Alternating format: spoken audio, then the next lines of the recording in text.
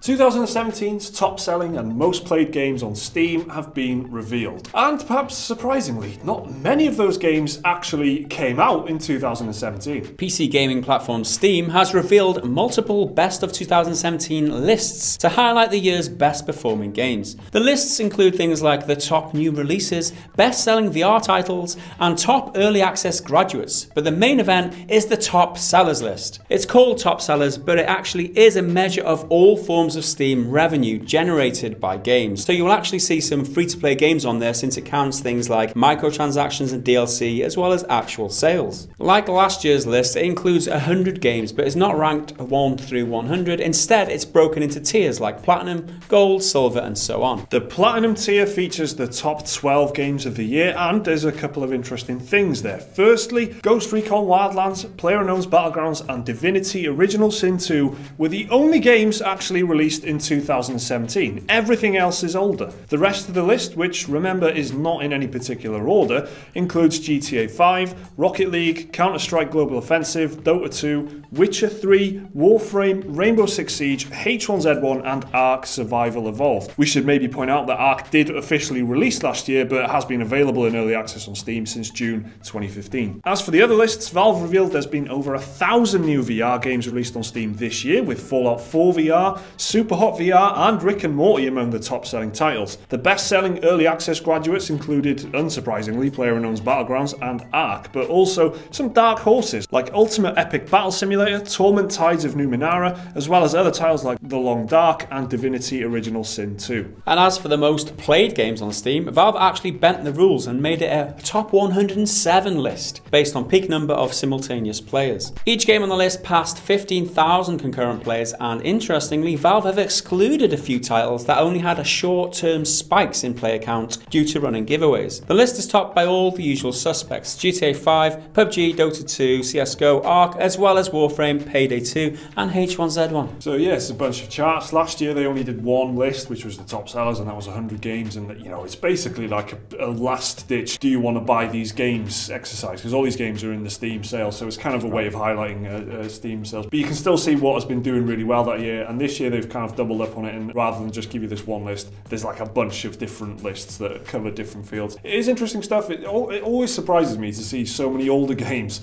just consistently being better than the top selling. And what it does do as well is, unlike the kind of console physical sales charts you get like in the UK especially, where it's just always the big hitters, the big AAA titles, and you know, FIFA and GTA, there's a much more diverse mix of games here, and a lot of indies and stuff like that make it up there, which is great to see. And it's a kind of a more interesting way of highlighting games that do well, rather than just how many physical sales have they sold. Also in the news, Eve developers CCP seem to be working on a new MMO. In a newly posted job listing for a lead designer, the company said, quote, "CCP is currently building a team in London to lead development on a new and highly ambitious MMORPG. There's also a ton of other job openings at the same London studio, which it's fair to assume is for the same project." The company has just sold off its Newcastle studio in the UK to Sumo Digital, one of the UK's biggest indie developers. The Newcastle studio were the team behind the Eve space combat spin-off, Eve Valkyrie. Now, they had been working on an FPS set in the Eve universe by the name of Project Nova. This latest news suggests CCP are clearly going through some restructuring at the moment. A couple of months back, the company laid off almost 100 staff, scrapped development on multiple VR projects, and closed 2 of its 4 offices. So EVE Online has been a huge part of the game industry for 15 years now. It's coming up to 15 years since they've been supporting this game. That is a long innings for any game, and the fact that it seems like it's winding down now. They announced all these plans for the first-person shooter, Eve Valkyrie, and all these. There was all different spin-offs that it had in the Exploring the universe, wasn't it? Stuff it's taking place in that Eve universe. Yeah, and it feels like that they're just running out of ideas, or they just wrung it dry as much as they can. This is huge news. CCP have only worked on this one IP pretty much for so long now that they might be working on something else. Like, a lot of people will be interested in this. Consistently one of the most interesting MMOs for every year since it's been available, because it's just the way it's built as a game is so interesting. So to think that they are making another MMO, I mean, even if you've never played Eve, that should get you interested. Get your spreadsheets ready. And lastly in the news, in an interview with Kyoto Shimbun newspaper, Nintendo president Tatsumi Kimishima revealed the company hopes to have sold just under 40 million Switch consoles by the end of the next fiscal year. Kimishima said he is hoping to shift 20 million Switch units in fiscal 2018, up from their current target of 14 million units for the 2017 fiscal year. He said the Switch's retail performance has exceeded expectations and Nintendo hopes to drive further sales with new games. As of December 2017, the Switch has already sold 10 million units worldwide, so it is on track to hit that 2017 goal of 14 million units. The Switch also managed to break a pretty major milestone in Japan this week. It beat the first year sales record for any console in Japan ever, a record previously held by Sony's PS2. The PS2 console managed to shift 3 million units in Japan in its first year, a figure the Nintendo Switch has now beaten by 300,000 units. That really is a big deal, because any record held by the PlayStation 2 is a big thing, because the PlayStation 2 was the best-selling console ever. It's the biggest console of all time. So to think that the Switch has actually beaten it at something,